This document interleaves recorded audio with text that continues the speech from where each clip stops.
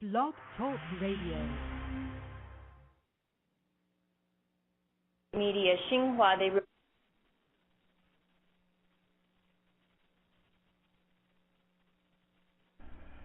Good day, this is Boston Red for BR on the World. This is an attempt by our production company to present an international program that is focused on American foreign policy, but the interaction of China, the African countries, India, and lastly, the EU. Today we start with a story centered in the EU, and we're calling this Greece the land of democracy. With the Parthians, etc., democracy began there, at least the Western version of what democracy was, although slaves were there. But it is a history that has been handed down. Some would say it is his story, but nonetheless we are working with that story today. And Greece is a very good example. There was a comment by the French President Sarkozy that Greece should have never been in the EU. Excuse me.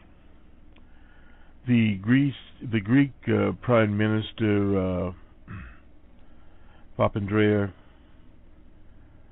has promised the Greek people a referendum on a package of aid worked out by the European Union. It's a €100 billion loan. That is exactly 140 billion US, and let's see, 86 billion pounds, and a 50% debt write-off. Now this would come on to severe austerity measures for Greece. There have, of course, been large-scale protests in Greece, and the Prime Minister made a very savvy move in placing the illness on the people of Greece, something obviously the people in the EU were not expecting. Markets were down, the FTSE was down, the DAC was down in Frankfurt, the CAC in France, 2.2% in London, 3.5% in Frankfurt. Germany is the engine behind this move, and 3.4% in Paris. In Asia, Japan, Hong Kong, Australia were all down at least 1.4%. Now, opinion polls in Greece obviously do not support the austerity measures. There have been general strikes, etc., and a no vote would obviously mean the Greek government would declare bankruptcy.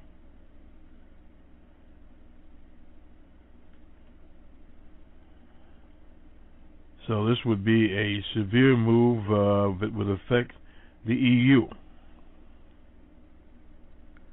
Many Greeks obviously believe that the Greek government has went too far in allowing the EU and the International Monetary Fund that pair has dictated to people before. And it's not something that is welcome in Greece. So back to the markets here. The French and German markets are down. I'm looking at the BBC, 4%. Already the Dow was down on Monday, Halloween in North America, 276.10. And the NASDAQ, that's the tech-laden part of the markets in the U.S., was down 52.74, 1.93%.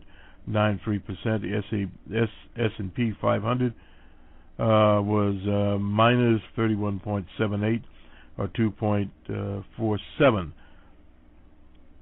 We gave the FTSE, the DAC, as what is happening already there. The reactions are going on. When he presented, this is Papandreou presented to his socialist governing party. So this has caused some problems. Bank shares were the biggest fall down there. Barclays, let's see, was 7.5%. Société Générale, 10.1%. On the currency market, the euro fell 1% against the dollar, 0.4% against the pound. So this is serious business as far as the Europeans are concerned. We move to Libya. The government there is reorganizing. A caretaker prime minister has been appointed after the assassination of Colonel Gaddafi. He was assassinated in military uniform, and which is a violation of the Geneva Accords. So we shall see what we shall see here. There are supposedly some stockpiles of weapons. Now, you can see how humane the Gaddafi administration was. They did not use any of the various chemical weapons that were around there. They were in cans, probably been in cans forever. They got them from the U.S., and no doubt they're leaking.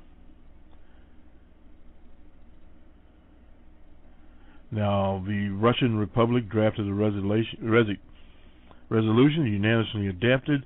Say that the huge, a huge stockpile of shoulder-fired missiles could pose a threat to passenger airlines. Now, given the number of gangs that are out there, the so-called rats, these missiles could be anywhere. They could have left Libya a long time ago, and anyone that probably had a few dollars could have achieved the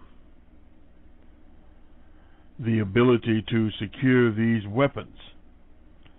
And many will probably literally never be found. According to the Security Council President, it rotates, Joyce Owega, when people disarm, peace follows. Well, if they can ever disarm, yes, peace does indeed follow. Let's move on.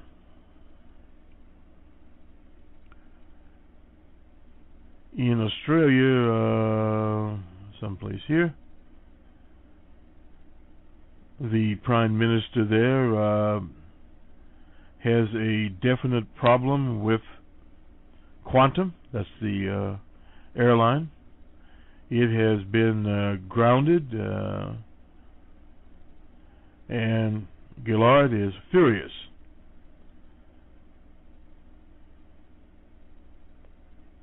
This is her strongest criticism yet. She said that Qantas bosses have taken extreme and irresponsible moves. Now, decision to shut down its operation at the weekend, in a surprise move Sunday, the airline locked its staff out, stopped all flights in an attempt to end months of strike actions by the workers. Now, the regulator there, the Fair Work Australia, stepped in to end the dispute, ordering both sides back to work on Monday. Ms. Gillard said she supports the right of the workers to take industrial action. On Tuesday, made it clear that she was still angry with the company. Qantas on Friday was talking about continuing to negotiate in the dispute. It gave the government just 3 hours. Union representatives have been infuriated by the firm's restructuring plan. The firm's bosses said the lockout was needed to end the dispute. All domestic flights are running as planned. International schedules will be back normal next 24 hours. That's in the event you're heading to Australia. In the U.S., you'll hear about this in our summary. Much of it taken from Al Jazeera. the presidential candidate, Herman Cornbread Cain. This is a fellow that was in the restaurant business. He's rose to the top of the polls. He's from Atlanta, Georgia. He's an African American, and he's a conservative. A rather gutter report came out of a tabloid political website called POLITICO in the U.S. They evidently found some people that had worked at an organization called the National Restaurant Association some almost 15 years ago. And supposedly one or two women complained against the Herman Cain for inappropriate behavior, is what they first called it.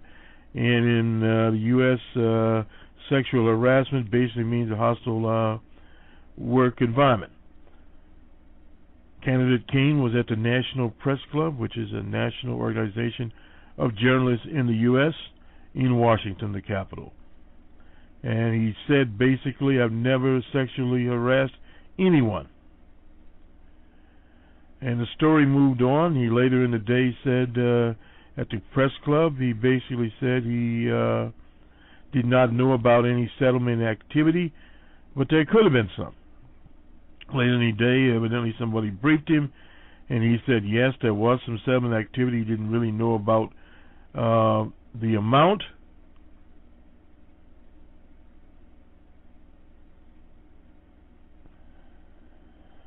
So here we go.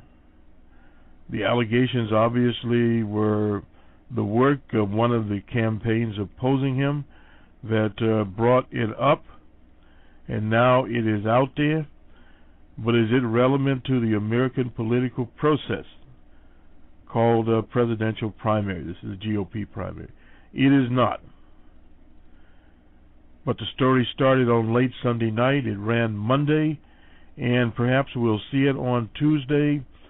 There's a confidentiality agreement covering any settlements that were made about 15 years ago in the 90s, and the women were supposed to, at least one woman, I don't know if the other woman got a settlement or not, to talk about this.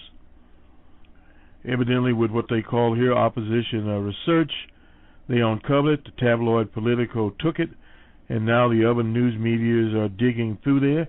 Evidently, this was a story going around Washington.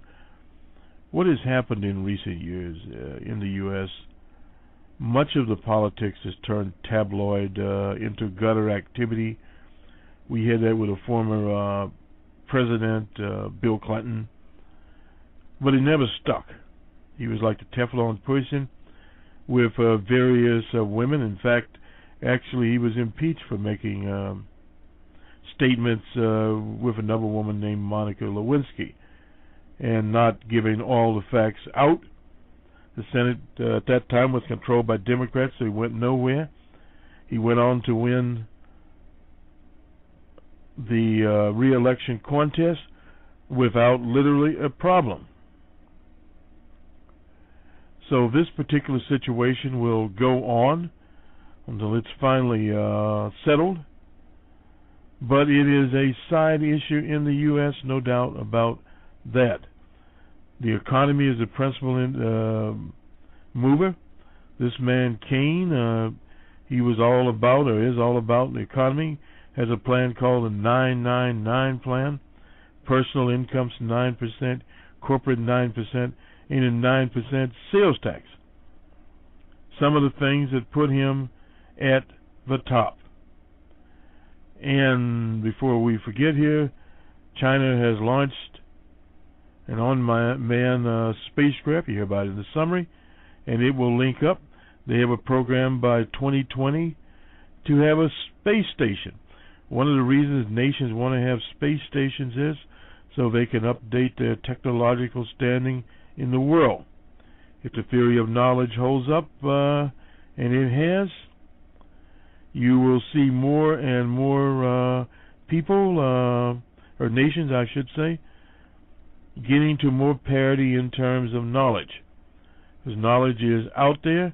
And also a flash here from the BBC.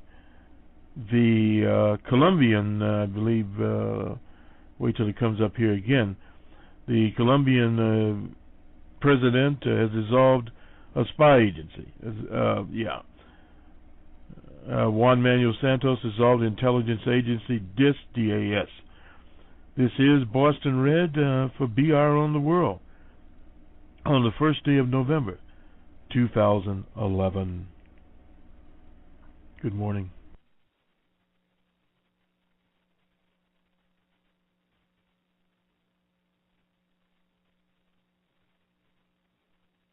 Dollars will have to fill out currency exchange forms and provide identification along with proof of income.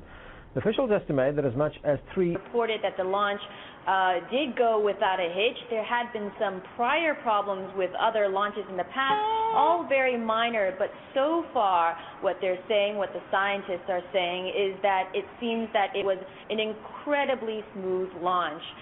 Now, the Shenzhou 8 is a orbital, and it is scheduled, its mission really, is to dock with the Tiangong 1. That's another spacecraft that aerospace nuts will remember was launched about a month ago in China. So that's going to be the focus of the mission. And Melissa, what is the ultimate goal here? The country is, hoping to build its own space station by, 2020? Yes, that is the ultimate goal, and it's going to be very interesting to look at the docking of these two spacecraft. You have to keep in mind that they're going to be moving at incredible speeds, so this is going to test Chinese space capabilities, whether they have the docking capability and technology to pull this off. You have to keep in mind that a space station is the sum of many parts, and if the Chinese can do this rendezvous, then it is a huge sign that they will have the capability to be on target for that 2020 space station. I think it's also important to point out that the International Space Station will be decommissioned right about that time. So very symbolic for the Chinese. Okay, Melissa, appreciate it. Melissa Chan for us from the Chinese capital, Beijing. Melissa, thank you.